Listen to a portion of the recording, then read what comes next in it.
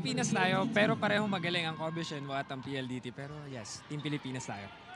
Thank you, Ian. Now, with Pearl, can you promote to us naman saan natin mapapanood ang inyong show and also paano natin mapapanood on Signal Play? Google App Store or Apple App Store, and for only 20 pesos, mapapanood nyo na yung full episodes.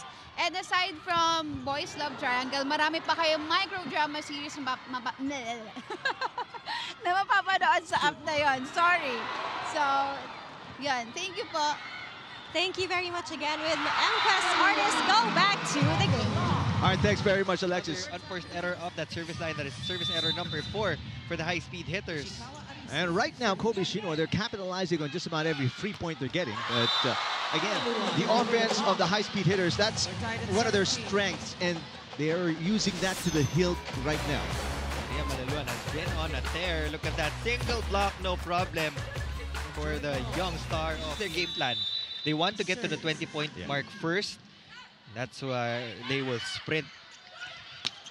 Oh, wow. What an angle for Malaluan. I mean, she almost twisted her body around just to get to it. She's well known for her angles. UAAP pa lang, makikita na natin yan for Maria Malaluan. Now with Kim Fajardo.